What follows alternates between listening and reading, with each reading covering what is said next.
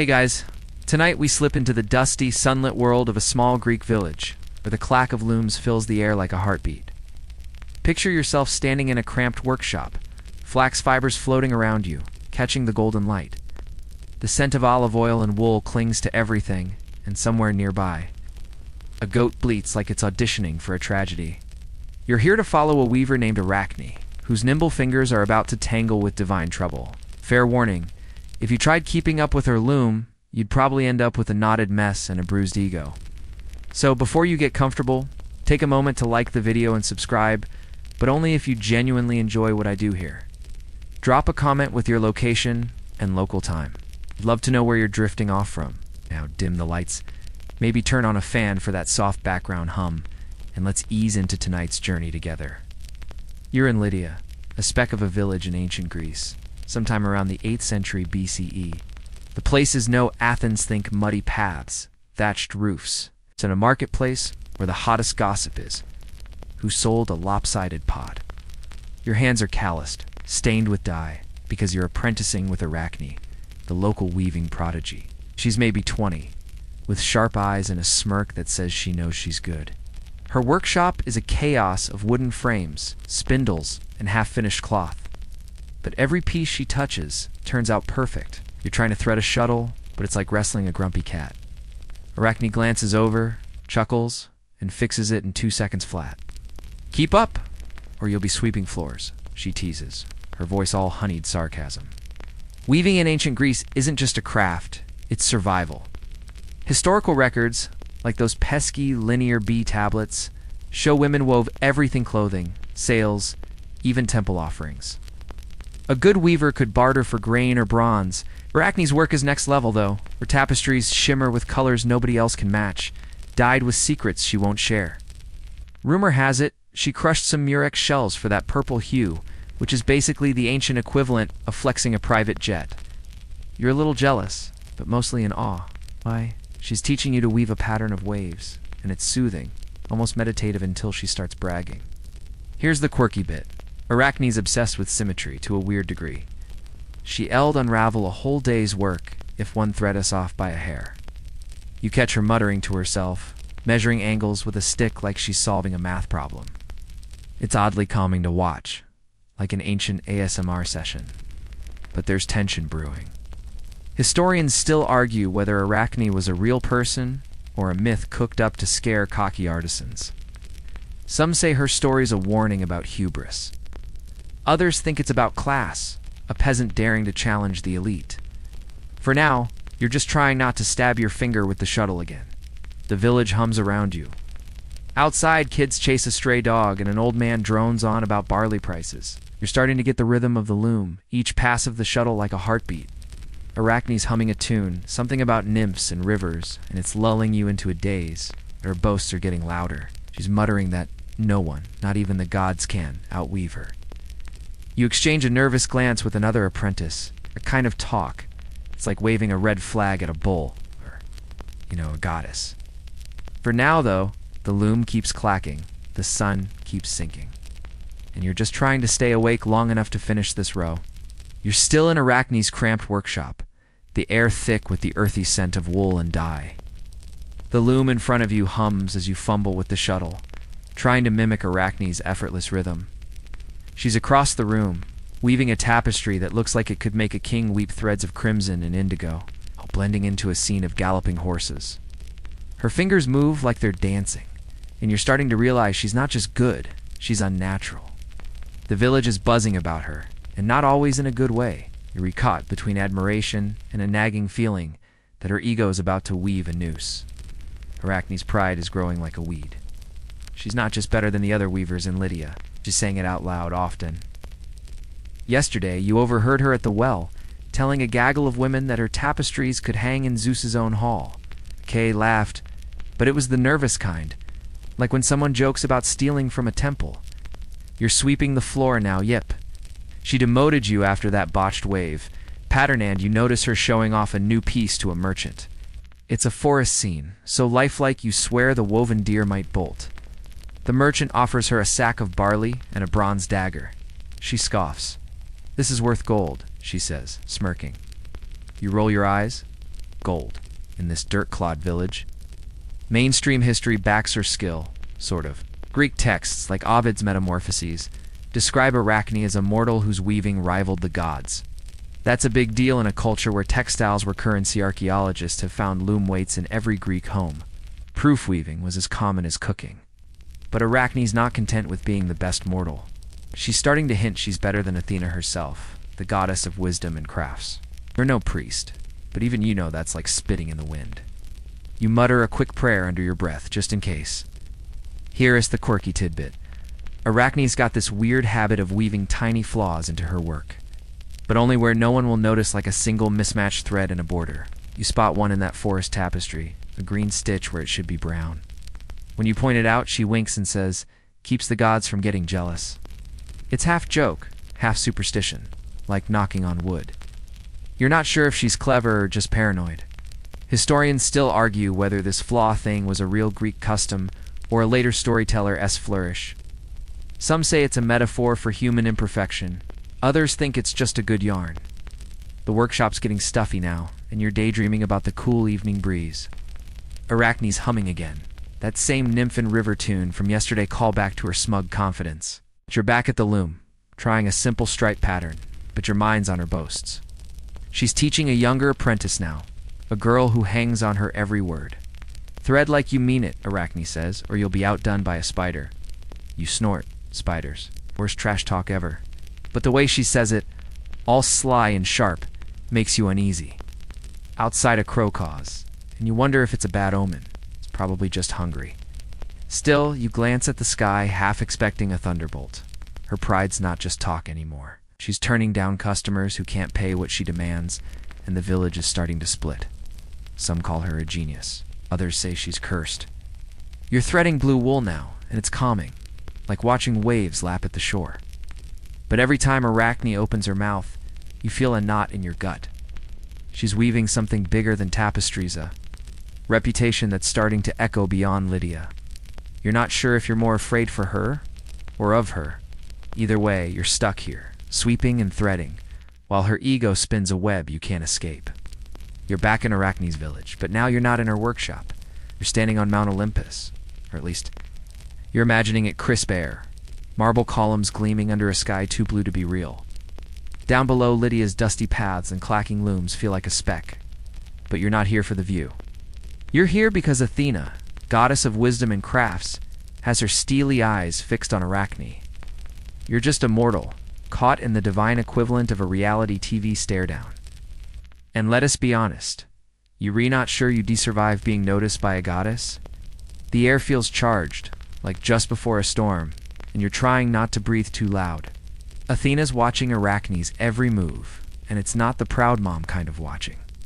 Up here, the gods lounge on clouds. Okay, probably not.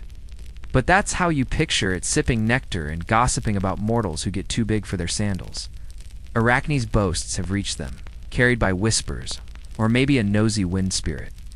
You imagine Athena, all regal in her golden armor, pausing mid-conversation with Hermes to frown. "This weaver thinks she's better than me," she says, her voice like a blade wrapped in silk. You wince. Okay. Back in the village, Arachne's probably bragging about her latest tapestry, oblivious to the divine surveillance. You want to shake her and yell, "Tone it down"? But you're just a bystander stuck in this myth. History gives us some context here. Athena's not just the goddess of weaving. She's credited with inventing the loom itself, according to ancient Greek poets like Hesiod. That's like someone claiming they code better than the guy who built the internet. Weaving was sacred to her, a symbol of order and skill, and temples often displayed tapestries as offerings. So Arachne's trash talk isn't just personal, it's practically blasphemy. You're picturing Athena now, her owl perched nearby, probably rolling its eyes at mortal audacity. You half tempted to side with Arachne's ego, is getting old, but you also admire the weaver-esque nerve. It's a weird mix. Here's the quirky bit. Athena's got a thing for disguises. Some stories say she loves popping down to earth as an old woman, or a beggar to test mortals. You imagine her now, maybe fiddling with a spindle, plotting to visit Lydia incognito. It's like a divine prank show, except the loser doesn't get a pie in the face, they get smited. You chuckle, picturing Athena practicing her humble granny voice, but then you stop. What if she's watching you right now? Nah, you're not that interesting. Still, you glance over your shoulder just in case. Historians still argue whether Athena's role in Arachne's story is about divine justice or petty jealousy. Was she defending her honor or just flexing her power? Nobody knows. But you're not betting against a goddess. Back to Olympus. You trying to blend into the scenery. Maybe you a cloud or a stray laurel bush. The vibe up here is intense.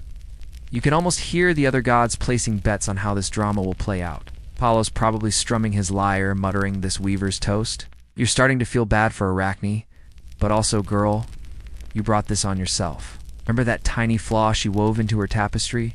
The green thread in the brown border? You wonder if Athena noticed it, if it's part of why she's so ticked. The goddess isn't exactly known for letting things slide. You're itching to get back to Lydia, to see how this unfolds. But for now, you're stuck here, caught in the divine crosshairs. The air's getting cooler, and you're imagining the soft hum of a loom, like that fan you turned on before bed. It's soothing, pulling you back to Arachne's world. You're not sure what's coming next. But you know one thing, when a goddess starts paying attention, mortals start sweating. You're just glad you're not the one weaving a target on your back. For now, you take a deep breath, let the Olympian breeze wash over you. And try not to think about how small you feel under Athena's gaze. You're back in Lydia, standing in the bustling agora. The village's heartbeat where merchants hawk olives and gossip flows faster than wine. The sun's high, baking the dusty ground, and you're dodging a cart piled with ampery while trying to keep your sandals clean. The air smells of bread and sweat, and you're here because Arachne's name is on everyone's lips. Her boasts about outweaving Athena have spread like wildfire, and you're catching snatches of heated debates. You're just a bystander weaving through the crowd. But you can shake the feeling that you in over your head. Good luck surviving this rumor mill without picking a side. The agora's alive with chatter. Potter with clay-stained hands argues Arachne's a genius. His wife says she's begging for a lightning bolt. You pause by a stall selling figs, pretending to inspect the fruit while eavesdropping. An old woman, her shawl slipping, mutters that Arachne's tapestries are touched by the muses. A young shepherd scoffs, saying she's just a braggart who'll end up cursed. You're torn. You've seen Arachne's work. Those horses that seem to gallop off the cloth, but her ego's louder than a braying donkey. You grab a fig, toss the vendor a copper, and keep moving. The crowd's energy is electric, like the village knows something big's coming. Historically, the agora was more than a market. It was the social hub of Greek life. Texts like those from Aristophanes show people gathered to debate everything: politics, philosophy, or who had the best olive oil. Gossip about someone challenging a god would have been premium entertainment, like a viral X post today. Arachne's not here, but her reputation is, and it's splitting the village. You're starting to notice who's Team Arachne and who's Team Athena. The potter's wife, for instance, keeps glancing at the sky, like she expects an owl to swoop down with a divine cease and desist. Here's the quirky tidbit. Some villagers swear Arachne's loom is enchanted. You overhear a tanner claiming it hums at night, like it's weaving on its own. I passed her workshop at midnight, he whispers, and heard it clack, clack, clack. You snort. Probably just a loose beam creaking, but the story's got legs. You're tempted to sneak by her place tonight just to check. Historians still argue whether Arachne's tale reflects real religious fears, or was a later allegory for human ambition. Did Greeks really believe a mortal could rival a god, or was this a cautionary tale about disrespecting the divine? You're not sure, but the tanner story makes you wonder if Arachne's got more than skill in her corner. You're weaving through the crowd now, past a bard strumming a lyre, singing about Orpheus. His tune's soothing, a nice callback to Arachne's humming in the workshop. Remember that nymph and river song? But the gossip's drowning him out. A group of women by a fountain are the loudest. One says Arachne's tapestries mock the gods, showing their scandals. Another defends her, saying she's just honest. You're starting to sweat not from the heat but from the tension. If Arachne's weaving divine, dirty laundry, no wonder Athena's got her on speed dial. Make a mental note to steer clear of her workshop for a bit. The sun's dipping, painting the agora gold, and you're feeling the day's weight. You find a shady spot under an olive tree, munching your fig. It's sweet, sticky, and calming, like the rhythm of a loom. But the debates keep swirling. Someone shouts that Arachne's planning to challenge Athena outright a public contest. You choke on a fig seed, a mortal challenging a goddess? That's not ambition. That's a death wish. The crowd's buzzing louder now, and you're caught in the middle, wondering how Arachne's ego got this far. You glance at the sky, half expecting Athena's owl to swoop in. For now, though, it's just you, the fig, and a village ready to explode with drama. You're back in Lydia, standing outside Arachne's workshop, the morning sun casting long shadows across the muddy path. Ow. The air's thick with the scent of dew and wool. Ow. And you reclutching a basket of freshly dyed threads your latest errand for the village's most infamous weaver. The buzz from the agora still ringing in your ears. All that talk of Arachne's boasts and divine scandals. Now, you rehear because she's done the unthinkable. Arachne has declared she'll challenge Athena to a weaving contest. You're half expecting the sky to crack open, but for now, it's just you, the basket, and a sinking feeling you wouldn't survive being this close to her hubris. Arachne's inside, pacing by her loom, her sharp eyes glinting like she's already won. You're late, she snaps, grabbing the threads without a thank you. You mumble an apology, but she's too busy ranting. Athena thinks she's untouchable, she says, her voice low but fierce. I'll weave circles around her. You're frozen, clutching the empty basket, wondering if you should bolt. The workshop's a mess, spindles scattered, dye pots bubbling. But her loom stands ready, a wooden beast waiting for battle. You're supposed to help her set it up, but your hands are shaking. This isn't just a contest. It's a cosmic middle finger to Olympus. History gives some weight to this moment. Greek mythology, as recorded by poets like Ovid, often pits mortals against gods to explore themes of pride and punishment. Arachne's challenge isn't just bold. It's a cultural lightning rod, the kind of story told to warn kids not to sass their betters or their deities. You're picturing the village now, word spreading faster than a brush fire. By noon, every potter, shepherd, and fishwife will know Arachne's thrown down the gauntlet. You're starting to wonder if you should have stayed home, maybe faked a fever. Too late now. Here's the quirky bit.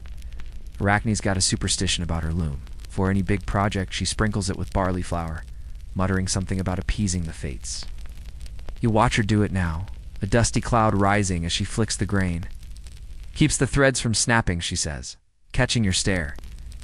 You nod, but you're thinking it's more about her nerves than the fates. It's oddly endearing, like catching a rock star double-checking their guitar strings. Historians still argue whether Arachne's challenge was meant to symbolize artistic rebellion or just plain arrogance. Was she a folk hero, sticking it to the divine elite, or a cautionary tale about overreaching? You're not sure, but that barley flour makes her seem human, not a myth. You're threading the loom now, following her barked instructions. The warp threads are tight, each one a tiny promise of the masterpiece to come. It's calming, the repetitive motion, like the hum of that fan you've got running back home. But Arachne's energy is anything but calm. She's sketching her design on a clay tablet, gods, mortals, scandals, the works. You catch a glimpse. Zeus as a swan, tricking some poor woman. Bold move, you think, but you keep your mouth shut. Remember that green thread she hid in her forest tapestry? You're betting she weave another secret flaw here, maybe to thumb her nose at Athena. The village outside is buzzing. You hear shouts, footsteps, maybe someone running to spread the news. Arachne doesn't care. Shh. She's in her zone, humming that Nymphendriver tune again, a callback to her workshop days. You're starting to feel the weight of this moment, like you're part of something bigger than Lydia. The loom's ready now, its frame gleaming with fresh oil. You step back, wiping sweat from your brow, and Arachne grins. Let's make a goddess sweat, she says. You force a laugh, but your stomach's churning. You're just a thread in her web, and the spider's about to pick a fight with a deity. Good luck with that. You're still in Arachne's workshop. The air heavy with the sharp tints of dye, and the faint dust of that barley flour she sprinkled earlier. The loom looms large. Sorry bad pun, its warp threads taut, and ready for the showdown Arachne's betting her life on. You're her reluctant assistant, hands still tingling from threading, and you're trying not to trip over a stray spindle. Outside, Lydia's holding its breath. The agora's gossip has boiled into a fever pitch about Arachne's challenge to Athena. You're stuck here, setting up for a divine face-off.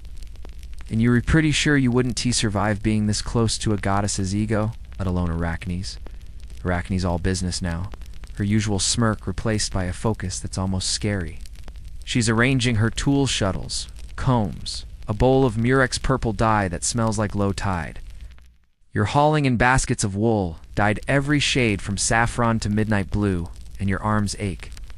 Faster, she snaps, not looking up. You grumble, but obey, stacking the baskets by the loom. She's planning a tapestry to end all tapestries. Something to make Athena choke on her ambrosia. You're not sure if you're more impressed or terrified. But the loom's rhythmic creak is oddly soothing, like that fan humming back home. History gives us a glimpse of what's at stake. Greek looms, as described in archaeological finds like those from Mycenaean sites, were vertical, weighted with clay or stone, and required insane skill to produce intricate designs. Arachne's not just weaving cloth. She's crafting a statement, a mortal daring to outshine a goddess. You're picturing the village now, people probably placing bets on whether she'll pull it off or get zapped into oblivion. You're supposed to help her wind the weft threads, but you're distracted, wondering how Athena's taking this. Spoiler, probably not well. Here's the quirky tidbit. Arachne's got a pet superstition beyond the barley flower. She's tied a tiny bronze charm, shaped like a loom, to the frame, a gift from her late mother, she says. You spot it dangling, catching the sunlight, and she brushes it with her fingers for luck. Keeps the threads true, she mutters, half to herself. You smile. It's the softest you've seen her. Historians still argue whether Arachne's story was a feminist jab at divine patriarchy or a straight-up morality tale about hubris. Did she challenge Athena to prove mortal worth, or was she just too cocky for her own good? You're leaning toward cocky, but that charm makes you wonder. You're winding blue thread now, your fingers finding a rhythm that's almost meditative. Arachne's sketching again, muttering about gods and their scandal Zeropa, and that shady bowl Poseidon's underwater flings. You raise an eyebrow. You're really going there? You ask. She grins, all teeth. Why not? Truth hurts. You laugh, but it's nervous. Remember that hidden green thread in her forest tapestry? You're betting she'll sneak another flaw into this one, maybe a jab at Athena herself. The loom's ready, its frame polished to a shine. You step back, wiping dye from your hands, and feel the workshop's energy shift, like the air before a storm. Outside, a dog barks, and you hear distant voices, probably more villagers spreading the news. Arachne's humming that Nymphandriver tune again, a callback to her calmer days. But there's an edge to it now. You're starting to feel like a prop in her drama, just a thread in the web she's spinning.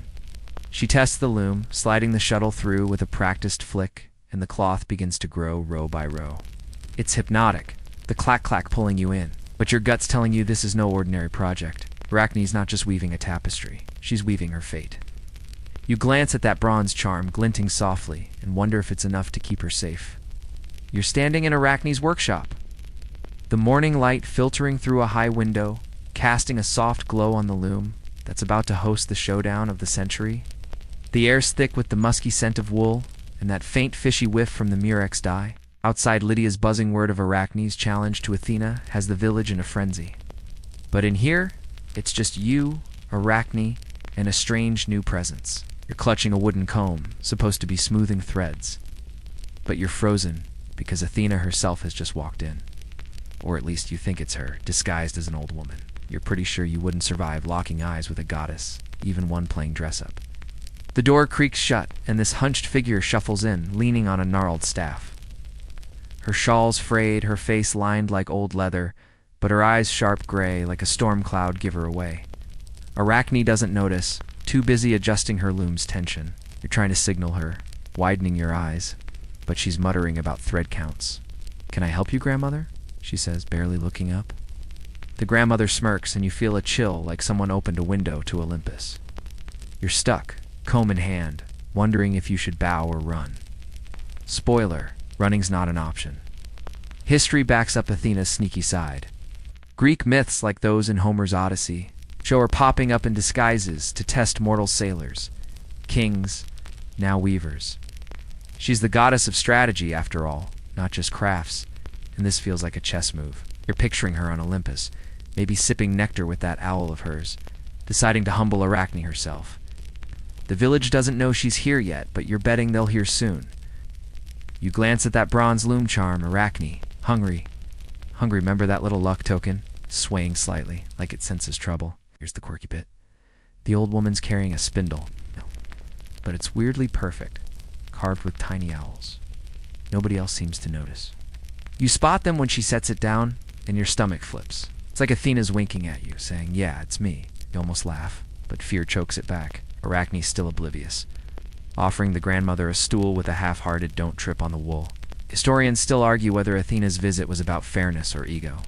Did she want to give Arachne a chance to back down, or was she itching to flex her divine skills? You're leaning toward ego, but those owl carvings make you wonder if she's just toying with her prey. The disguised Athena speaks, her voice raspy but commanding. Heard you're the best weaver, girl, she says, eyeing Arachne's loom. Better than the gods even, you wince. Arachne, because of course she does, takes the bait. Better than anyone, she snaps, threading a crimson weft. You're screaming internally, girl. Read the room. The old woman chuckles, low and dangerous, and you're pretty sure the temperature just dropped. You're smoothing threads now, the comb's rhythm calming your nerves, like that fan humming back home. But your eyes keep darting to Athena, waiting for her to drop the disguise and go full goddess mode. Arachne is humming that Nymphendriver tune, Ginch call back to her workshop swagger butt. It's drowned out by the tension. She's showing off now, sliding her shuttle with a flourish like she's daring the old woman to critique her. You're trying to stay invisible, but Athena's gaze flicks your way, and you nearly drop the comb. Careful, child, she says, and you're not sure if she means the threads or your life choices. The loom's clacking, the charms glinting, and you're caught in the middle of a myth about to explode. You glance outside, where a crow's cawing but omen, or just hungry. Either way, you re-praying Arachne shuts up before Athena decides to weave her into next week's tapestry. The morning sun's climbing, casting jagged shadows across the clay floor, but the real heat's coming from the standoff unfolding before you. Athena, still disguised as that sharp-eyed old woman with the owl-carved spindle, is seated on a rickety stool, watching Arachne like a hawk or, an owl. You're clutching a basket of indigo threads, supposed to be sorting them, but you're too busy trying not to faint. The weaving contest is starting, and you're pretty sure you wouldn't survive being this close to a divine grudge match. Arachne's loom is set, its warp threads gleaming like they know what's at stake. Across the room, a second loom nobody saw where it came from, is ready for the old woman. Arachne's smirking, tossing her hair like she's already won. And you're wondering if she's noticed the unnatural stillness in the air, like the world's holding its breath. Let's see what you've got, grandmother, she says, sliding her shuttle with a flourish. Athena's lips twitch, not quite a smile, and you feel a prickle down your spine. You're sorting threads, the repetitive motion soothing, like that fan humming back home. But it's not enough to drown out the tension. History gives us a glimpse of what's happening. Greek weaving contests, while not exactly Olympic events, were real in some communities, especially during festivals honoring Athena.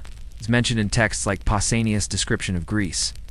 There were tests of skill, not divine showdowns, but Arachne's turned this into a cosmic cage match. You're picturing the village outside, probably packed with gawkers waiting for news.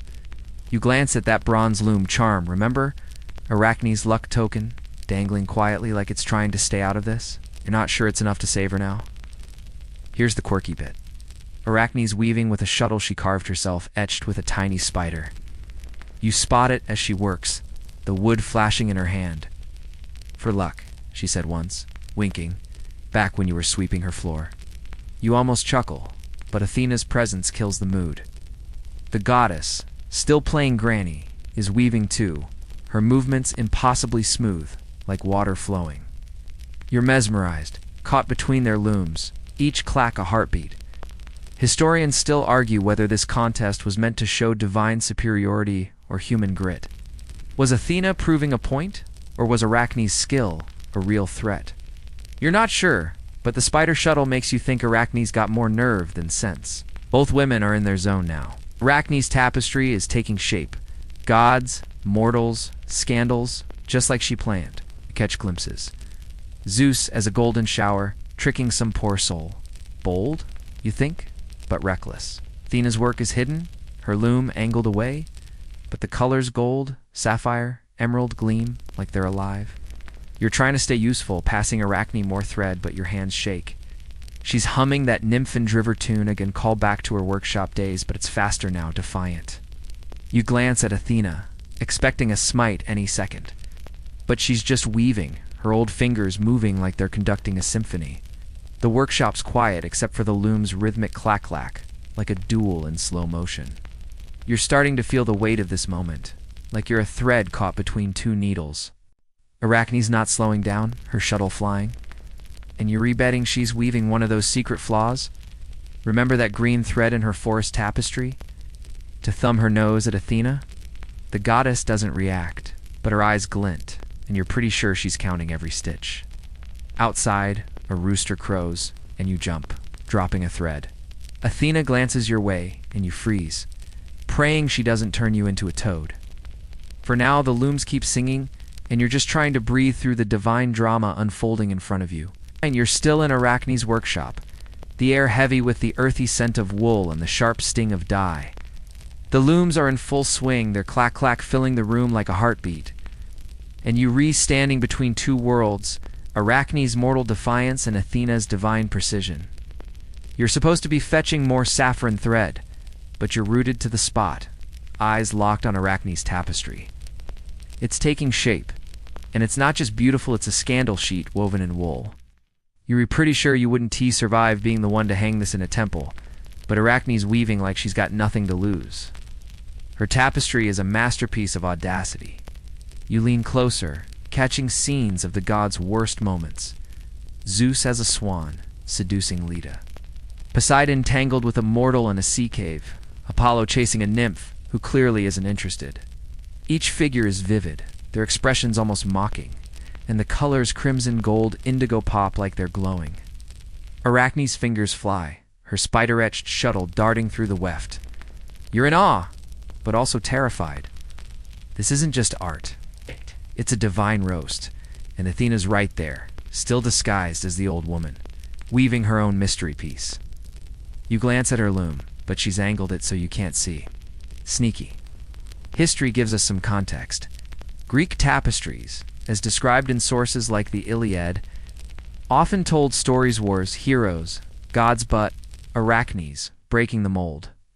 She's exposing divine flaws, which is bold for a culture where insulting the gods could get you shunned or worse. You're picturing the village outside, oblivious to the drama in here. They're probably still gossiping in the agora, betting on Arachne's fate. You touch that bronze loom charm, remember her luck token, hoping it's got some juice left, because she's going to need it. Here's the quirky bit. Arachne's added a border to her tapestry, a pattern of interlocking spiders. You spot it as she weaves. Tiny 8-legged shapes dancing along the edges. Keeps it grounded, she mutters when you stare too long, her voice all sly confidence. You smirk spiders again? Girl's got a brand? But it's also a jab, like she's daring Athena to notice. Historians still argue whether Arachne's tapestry was an act of genius or suicide. Was she critiquing divine power like some proto-rebel? Or just flexing her skill to a fatal degree? You're leaning toward rebel, but those spiders make you wonder if she's trolling the goddess outright. Athena's still weaving, her old hands moving with eerie grace. You're trying to peek at her work, but she shifts, blocking your view with a shoulder that's way too strong for a granny. You're back to fetching thread, the repetitive motion calming, like that fan humming back home. Arachne's humming too, that nymph-and-driver tune, call back to her workshop swagger, but it's got a defiant edge now, like she's taunting Athena with every note. You're betting she's woven one of those secret flaws, remember that green thread in her forest tapestry? Maybe a misplaced stitch in Zeus's swan feathers. You wouldn't put it past her. The workshop's tense, the loom's rhythm, a duel in slow motion. You're starting to feel like a prop, caught between Arachne's bravado and Athena's quiet storm. Outside, a breeze rattles the shutters, and you jump, half expecting a thunderbolt. No such luck, it's just the wind. You glance at Athena, her gray eyes flicking to Arachne's tapestry for a split second. Did she see the spiders, the scandals?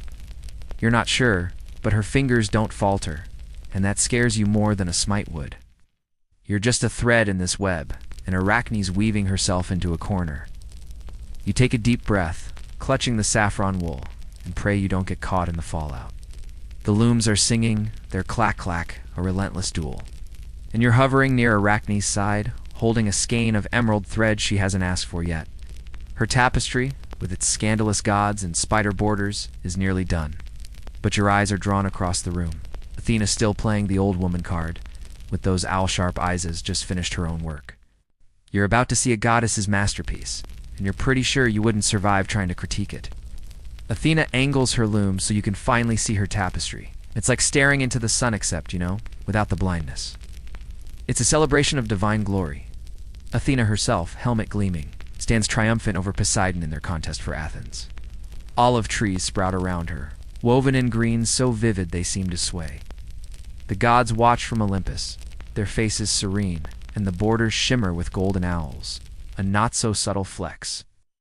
Every stitch is perfect, the colors blending like a sunset, and you're almost dizzy from the sheer skill.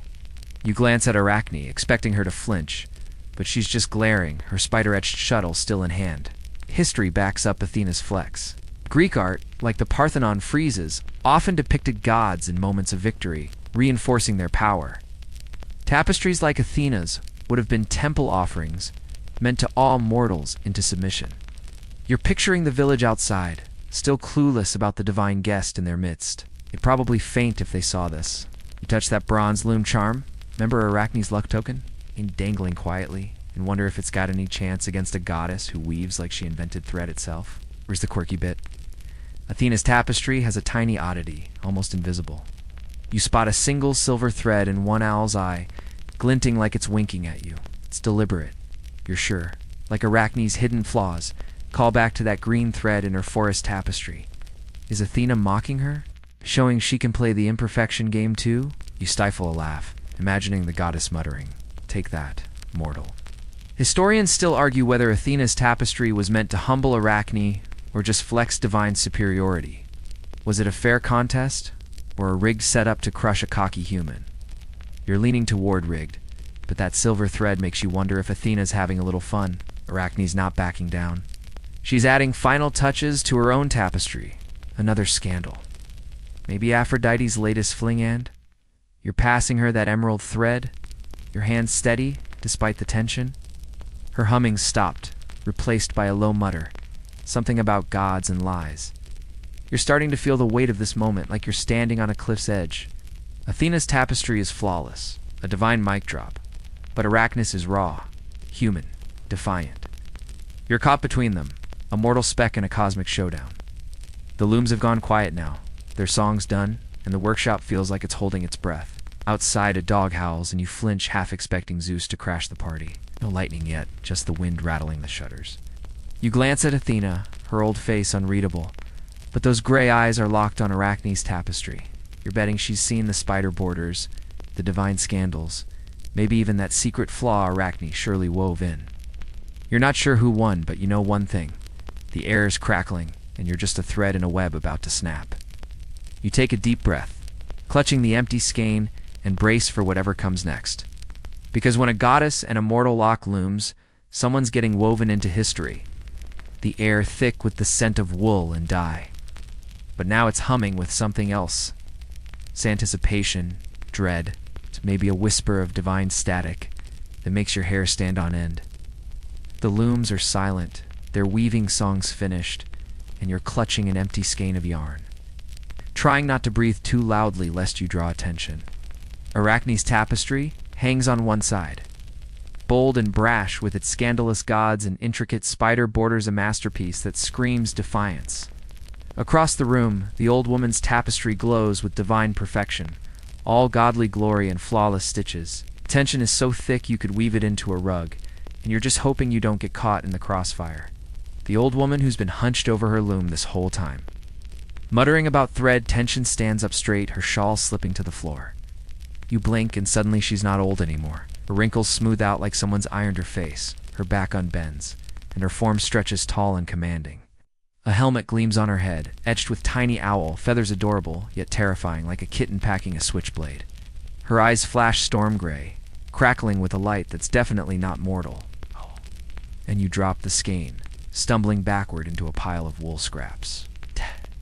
Your heart's doing a frantic little dance, because, yep, that's Athena, goddess of wisdom and war. and she's not here to trade crafting tips. Ah! Arachne freezes mid-smirk, her confidence flickering like a candle in a draft. You see her fingers twitch toward that bronze loom charm her so-called luck token dangling from her setup.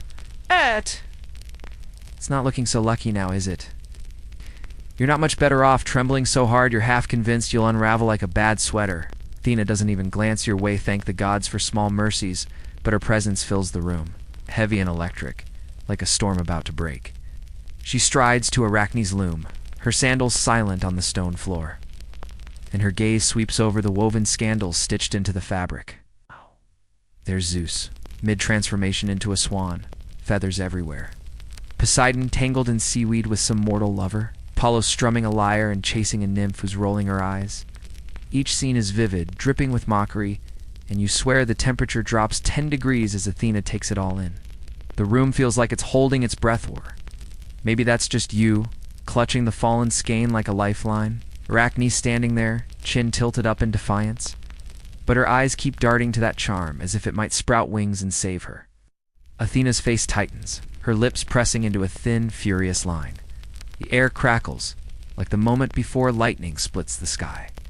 And you're pretty sure you're not imagining the faint hum vibrating through the floor. Her voice, when she finally speaks, is like thunder wrapped in velvet, soft but deadly. You dare mock the gods, mortal? She says, each word landing like a hammer on an anvil. Your skill is great, I'll grant you that, but your disrespect is greater. She sweeps a hand toward her own tapestry, a dazzling display of divine triumphs, herself victorious, olives sprouting from the earth, gods nodding in approval. This is true art, she declares, a tribute to the divine. Yours is an insult, woven with arrogance. Arachne opens her mouth, maybe to argue, maybe to dig her grave deeper, but Athena's glare could melt bronze. And the words die on her lips. You're just trying to blend into the wall, wishing you'd stayed home today, or at least picked a less dramatic hobby like pottery. Your mind's racing. And you can help but think of hubris, that classic Greek obsession where mortals overreach and the gods slap them back down. It's practically a national sport in these myths. Sisyphus with his rock, Icarus with his wings, and now Arachne with her loom. History tells us the Greeks took hubris seriously. It was the ultimate sin, a one-way ticket to divine payback.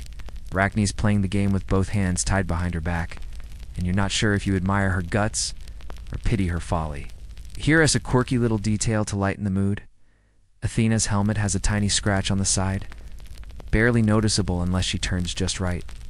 You spot it when she pivots to face Arachne fully, and your brain does a double take. Wait, is that on purpose? Maybe it's her nod to imperfection. A subtle jab at Arachne's hidden flaws.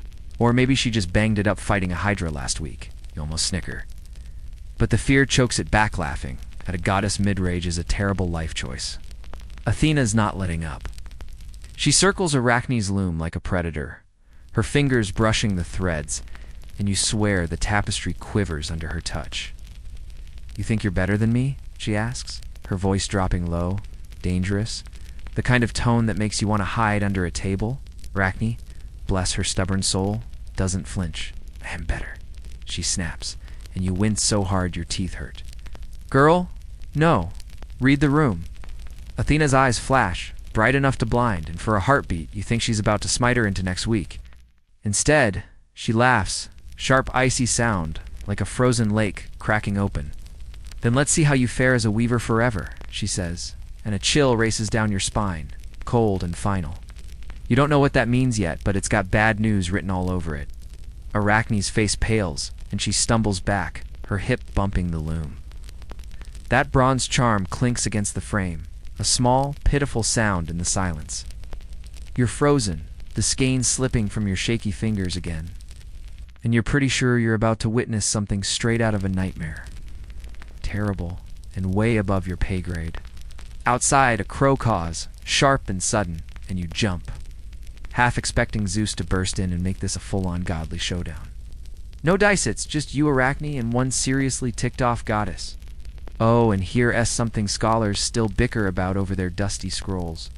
Was Athena's wrath justified, or was this just divine ego tripping?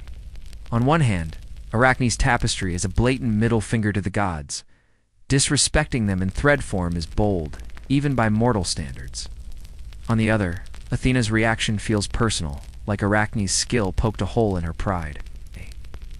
Was she defending sacred honor? Or was this a goddess throwing a tantrum because a human dared to outshine her? You're leaning toward the ego theory, but that scratched helmet makes you wonder if even Athena's got her own insecurities to wrestle with. Either way, you're stuck in the middle, a trembling thread in this unraveling web, and the spider's about to strike. Good luck. The scent of wool and dye lingers, but it's drowned out by the electric hum of Athena's presence, no longer hidden behind her old woman disguise. She stands tall, her helmet glinting with that tiny, mysterious scratch, her storm-gray eyes locked on Arachne. You're crouched behind a pile of wool, clutching a dropped skein like it's a shield. And you're pretty sure you wouldn't survive being noticed right now. Arachne's tapestry, with its scandalous gods and spider borders, hangs defiantly, but her face is pale, her hand hovering near that bronze loom charm. Remember her luck token? It's not looking so lucky as Athena's last words echo. Let us see how you fare as a weaver forever. Athena raises a hand, and the air shimmers, like heat rising from a sun-baked road. You blink, and suddenly Arachne's shrinking, her arms thinning, her legs multiplying, her body collapsing into something small and skittering. You stifle a gasp as she transforms, her human form twisting into a spider, no bigger than a coin, with glossy black legs, and a faint pattern on its back that looks suspiciously like a loom. She scuttles across the floor, her movements jerky, and you're torn between horror and fascination.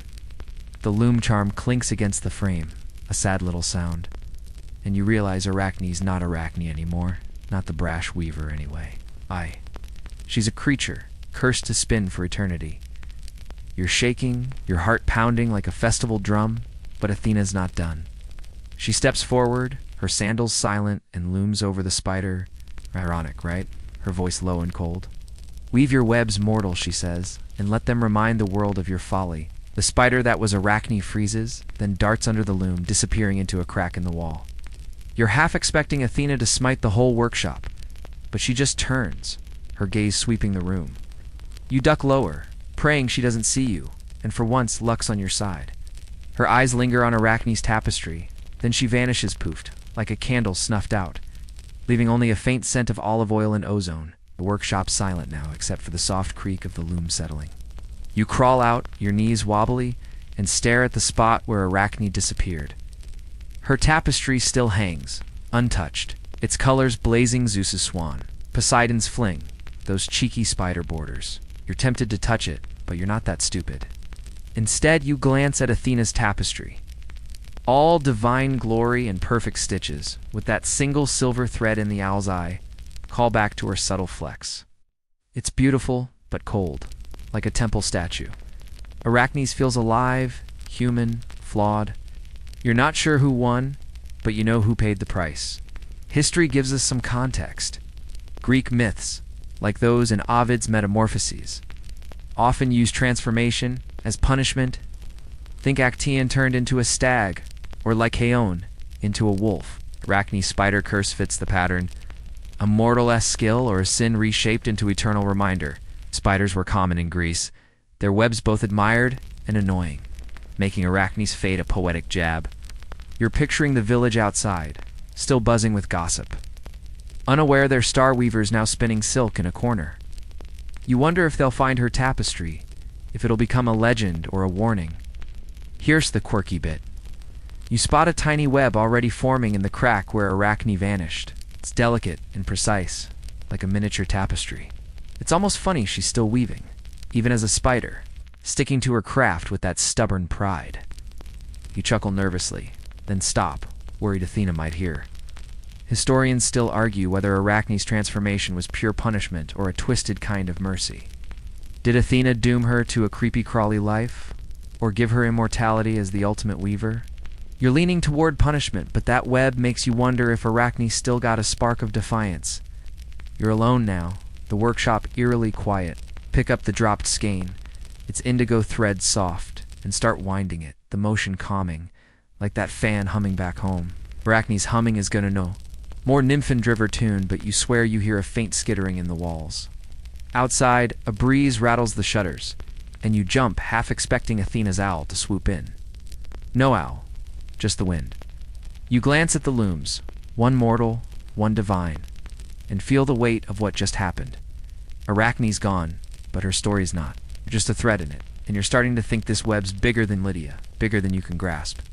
You're still in Arachne's workshop, the air heavy with the ghosts of dye and wool. But it's quieter now, like the world's catching its breath after Athena's exit. The looms stand silent, one draped with Arachne's scandalous tapestry, the other glowing with Athena's divine flecks. You're alone, clutching that indigo skein, your hands moving absently to keep from shaking. The bronze loom charm Arachne's luck token dangles forlornly, and in the corner, a tiny web glints where Arachne, now a spider, vanished. You're trying to process her transformation. Let us be real. You're not sure you'd survive being the one to tell the village their Starweaver-esque scuttling up walls now? You step outside, the midday sun warm on your face, and take a deep breath. Lydia's buzzing, but it's the usual chaos kids, chasing goats, merchants haggling over figs. Nobody knows what went down in the workshop, and you're not about to spill. Instead, you follow a hunch, heading toward the olive grove where Arachne used to sit. Back when she was human, and just a little less cocky, the grove's quiet, dappled with shade, and you spot it. A delicate web strung between two branches, its threads catching the light like spun silver. Oh, you kneel, peering closer, and swear you see a pattern, a tiny loom shape woven into the silk. Arachne's still at it, weaving her defiance in miniature. You shake your head, half mused, half creeped out. History gives us some perspective. Spiders in ancient Greece weren't just pests. They were symbols of craft and persistence, as noted in texts like Pliny's Natural History. Arachne's transformation into one wasn't random, it's a mythic jab, tying her skill to her punishment. Her new life as a spider means she's still creating, but on nature's terms, not hers. You're picturing her now, those 8 legs spinning with the same precision she used on her loom. The village will probably turn her story into a cautionary tale, whispered over wine in the agora. You wonder if her tapestry Zeus's swan, those spider borders, will survive, or if Athena's will overshadow it. Here's the quirky bit. The web in the grove has a single odd thread, a faint reddish strand where the rest are silver. It's like Arachne's secret flaws, call back to that green thread in her forest tapestry, her way of saying, I'm still me. You chuckle softly, imagining her tiny spider self smirking as she wove it. It's oddly comforting, like she's not totally gone. Historians still argue whether Arachne's spider form was a curse or a kind of immortality. Did Athena trap her in a humiliating shell, or grant her eternal craft in a new body? You're leaning toward curse, but that red thread makes you think she's still fighting, in her own way. You sit under the olive tree, the grass cool against your legs, and let the grove's quiet wash over you. The web sways in the breeze, delicate but strong, and you're starting to see Arachne differently. She's not the brash weaver anymore, not the mortal who challenged a goddess. She's something else, smaller, humbler, but still creating. You think back to her humming that nymph and driver tune, and wonder if she's singing it in her head as she spins. The rhythm of your breathing slows like that fan humming back home, and you feel a strange peace. Arachne's story isn't over, it's just shifted, like a thread changing color mid-weave. Back in the village, you hear distant laughter, a cart creaking, life going on. You're not ready to face the agora's gossip, not ready to answer questions about Arachne's fate. For now, you stay here, watching the web catch the sunlight, its loom pattern glinting like a secret. You're just a mortal, caught in a myth bigger than you, but you feel connected to her, to this tiny act of defiance. The wind rustles the leaves, and you glance up, half expecting Athena's owl to be watching. Nothing, just a sparrow. You lean back, the olive tree solid against your spine, and let the grove's calm pull you under, one breath at a time. You're no longer in Arachne's workshop, nor the olive grove where you found her tiny, defiant web. Now you're wandering the edges of Lydia, where the village meets the wild, think scruffy hills dotted with thyme and the occasional bleeding goat. The late afternoon sun paints everything golden, and you're tracing Arachne's story, not as a weaver or a spider, but as a legend taking root. Your sandals crunch on gravel, and you're carrying nothing but a water skin and a head full of questions. The village is behind you, still buzzing with rumors, but out here, It's just you and the echoes of Arachne's tale. You're pretty sure you wouldn't survive trying to tell it in the Agora, but you're starting to see how her story wove itself into Greek culture. You pause by a crumbling stone wall, where a spider, maybe not her, but close enough, spins a web between two rocks. Its threads catch the light, delicate yet tough. And you can't help but think of Arachne's tapestries. Bold, flawed, unforgettable. Her myth, you realize, isn't just a one-off tragedy. It's a thread in the Greek tapestry, a story told to warn, inspire, or just pass the time. You imagine mothers in Lydia, years from now, pointing at webs and telling their kids, "Don't boast like Arachne, or you'll end up spinning silk." It's a cautionary tale, sure, but also a nod to her skill, her nerve. You sit on the wall, sipping from your water skin, and let the idea settle. History backs this up. Greek myths, as preserved in works like Ovid's Metamorphoses or Hesiod's poems, weren't just entertainment. They were cultural glue, shaping values and explaining the world. Arachne's story, with its mix of hubris and artistry, fit perfectly. It warned against pride, but also celebrated human craft. Webs became symbols of ingenuity, even if they came with a creepy-crawly asterisk. You're picturing bards in the Agora, strumming lyres and spinning her tale, maybe exaggerating Athena's wrath or Arachne's sass. That bronze loom charm, remember her luck token, might even become a relic, passed down as proof she was real. Here's the quirky bit. Some villagers, you've heard, are already leaving offerings near web spits of wool. A drop of wine as if Arachne's a minor spirit now. You spot a scrap of blue thread tucked into a nearby web, and you chuckle, picturing a shepherd muttering. For the weaver, it's sweet, in a superstitious way, like tossing salt over your shoulder. Historians still argue whether Arachne's myth was a religious warning or a social commentary. Was it about respecting the gods, or did it reflect tensions between mortals and the divine elite? You leaning toward commentary, her spider borders, and that red thread in the grove? S-Web scream rebellion, but the offerings make you wonder if she's becoming a folk hero. You're walking again, the hills sloping gently, and the rhythm of your steps is soothing, like that fan humming back home. You think of Arachne's tapestry, Zeus's swan. Those scandalous gods, and wonder if it's still in the workshop, or if someone's hidden it from Athena's wrath. Her story spreading, you can feel it, carried on voices like threads on a loom. You pass a goatherd, who nods and says, "Heard about the weaver? Cursed, they say?" You nod back, keeping quiet, but inside, you're piecing it together. Arachne's not just a spider. She's a symbol, a warning, a spark. Her humming, that Nymphon Driver tune, feels like it's woven into the wind now. Sun's dipping, casting long shadows, and you find a flat rock to rest on. The web by the wall glints, its loom-like pattern a faint echo of Arachne's craft. You're starting to feel her legacy, not as a tragedy, but as something alive, growing.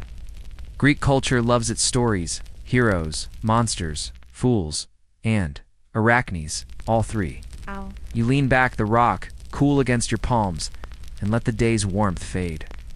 The village's noise is distant, the goats are quiet, and you're just a thread in this myth, watching it spin out into forever. You're no longer on the hills outside Lydia, tracing Arachne's web-strewn legacy. Oh, you're lying under a vast night sky, sprawled on a soft blanket in a quiet meadow where the village's hum can reach. The stars glitter above, each one a tiny loom weaving light into the dark, and you're breathing slow, letting the cool grass tickle your neck. A faint breeze carries the scent of thyme and earth, and somewhere nearby, a cricket chirps, its rhythm blending with the memory of Arachne's loom clack, soft and steady. You're here to let her story fade, to drift into the myth's gentle close. And you're pretty sure you wouldn't survive trying to stay awake much longer. The meadow feels like a cradle, rocking you into calm as you think of Arachne, not the brash weaver, not the cursed spider, but the story she's become. You imagine her web, maybe the one in the olive grove with that cheeky red thread call back to her defiant flaws glinting under moonlight, still spinning her tale. Her myth has settled into Greece, a whisper in every village, a warning in every tapestry. You see her in the stars now, a constellation that might not exist but feels right. A loom, a spider, a girl who dared. The cricket song slows, and you sink deeper into the blanket, your eyelids heavy, like they're woven with sleep. History ties this together. Greek myths, as scholars like those quoting Hesiod know, were more than bedtime stories. They explained life's edges, why spiders spin, why pride stings. Arachne's tale, with its hubris and craft, became a thread in that fabric. It's told to teach humility, but also to marvel at human skill. You're picturing a bard, years from now, singing of her in a smoky tavern. His lyre echoing that nymph and driver tune she loved. Her bronze loom charm remembered that luck token.